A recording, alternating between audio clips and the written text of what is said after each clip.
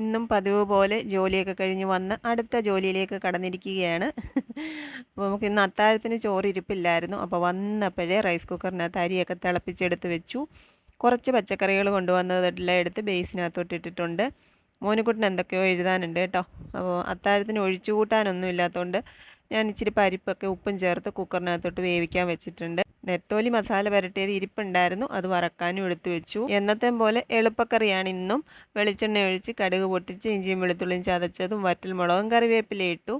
പിന്നെ ഒരു 2 സവാള അരിഞ്ഞതും കൂടി അതിനകത്തിട്ട് അങ്ങോട്ട് വഴട്ടിയെടുക്കും. സവാള ഒന്ന് വാടി വഴന്ന് വരുമ്പോഴത്തേക്ക് അതിനകത്തോട്ട് അതിന് വേണ്ടിയിട്ടുള്ള ഉപ്പ്, പരിപ്പിനകത്ത് ഞാൻ ഉപ്പ് ഓൾറെഡി ചേർത്തിട്ടുണ്ട്. പിന്നെ ഒരു ഇത്തിരി മഞ്ഞൾപ്പൊടിയും ഒരു ഇമ്മിണി മുളക് പൊടി ഒരു കളറിന് ചേർക്കുന്നതേ ഉള്ളൂ.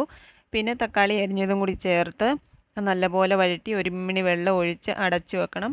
അതൊന്ന് വാടി വെന്ത് റെഡിയാകുമ്പോഴത്തേക്ക് നമ്മൾ ഈ വെന്തിരിക്കുന്ന പരിപ്പ് അതിനകത്തോട്ട് അങ്ങ് ഒഴിച്ചു കൊടുക്കണം. ഉപ്പ് നോക്കണം, അത്രയേ ഉള്ളു. അപ്പോഴേക്ക് നമ്മുടെ നെത്തോലിക്കുട്ടന്മാരൊക്കെ ഡ്രൈ ഫ്രൈ ആയിട്ടുണ്ട്.